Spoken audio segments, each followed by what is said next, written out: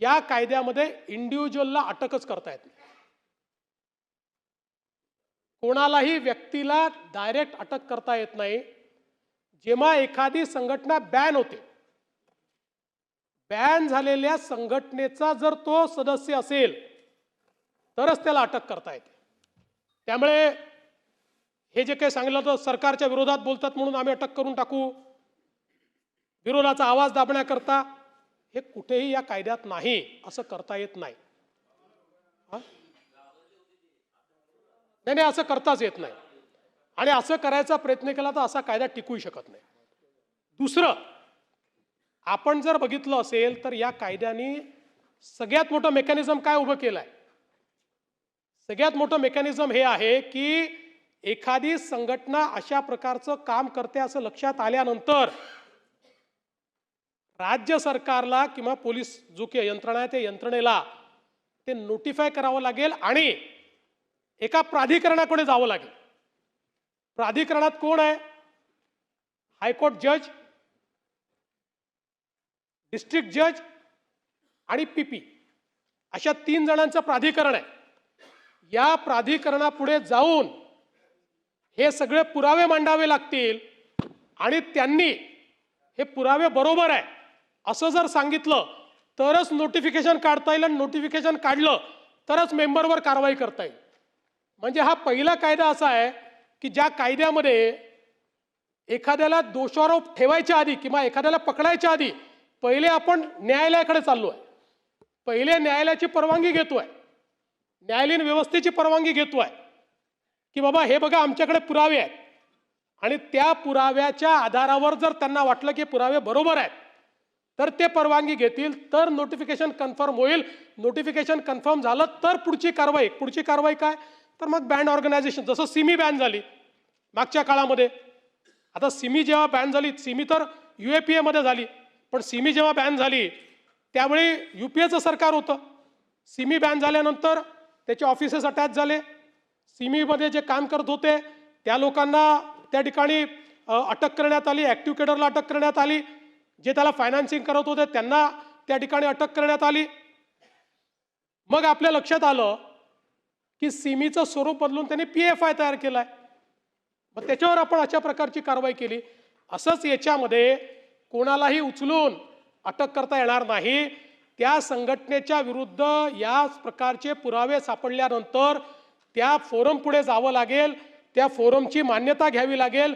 ती मान्यता घेतल्यानंतर त्यांनी मान्यता दिली तरी कारवाई करता येईल, आणि त्यांनी मान्यता दिल्यानंतर 1 महिन्यापर्यंत त्या संघटनेला मुभा आहे की ते हायकोर्टात जाऊ शकतात.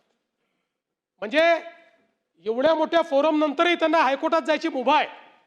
आणि आपण एक लक्षात घेतलं असेल तर देशामध्ये जेवढे विशेष कायदे आहेत या सगळ्या विशेष कायद्यामध्ये फर्स्ट ज्युरिडिक्शन हायकोर्टाला आहे, म्हणून ते विशेष कायदे आहेत.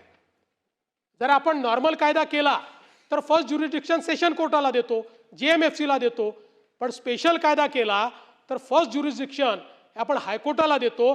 तशा प्रकारचं याचं हायकोर्टाला ज्युरिडिक्शन दिलेलं आहे.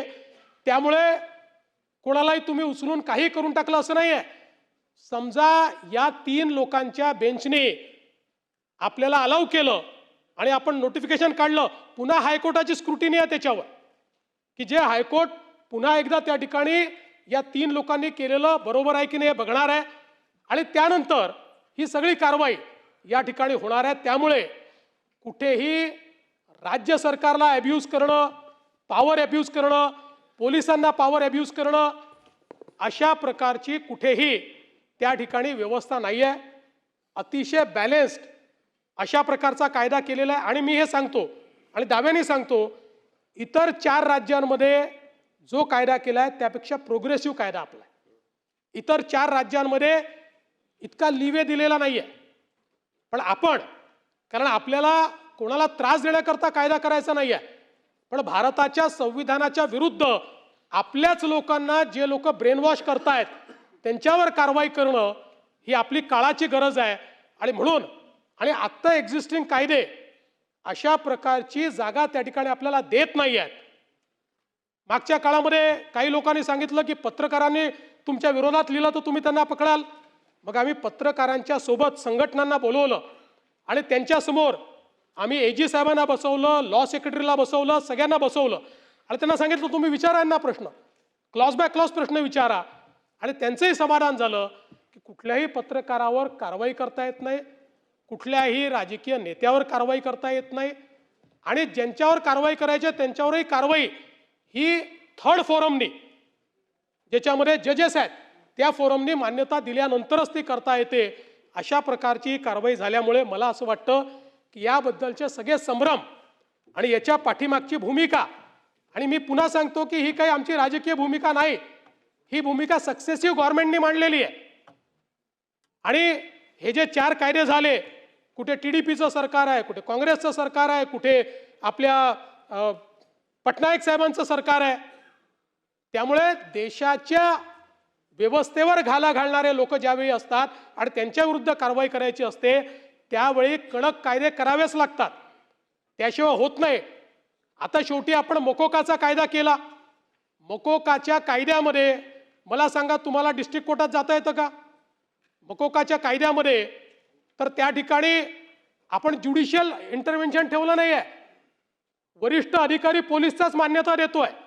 पण इथे असं नाही केलं आपण. या ठिकाणी आपण थर्ड पार्टी ठेवलेली आहे, इंडिपेंडंट पार्टी ठेवली आहे की जी या संदर्भातला निर्णय देणार आहे. म्हणून माझी या सभागृहाला विनंती आहे की या कायद्याचा कुठलाही दुरुपयोग होणार नाही, ती करण्याची आमची मानसिकता नाही. हा कायदा देशाच्या सुरक्षिततेकरता, महाराष्ट्राच्या सुरक्षिततेकरता आणि भारतीय संविधानाच्या संदर्भात जे युद्ध पुकारू इच्छितात त्यांच्या विरुद्ध तयार केलेला कायदा आहे. आणि म्हणून या कायद्याला, या बिलाला या सभागृहाने एकमताने मान्यता द्यावी अशा प्रकारची मी आपल्याला विनंती करतो.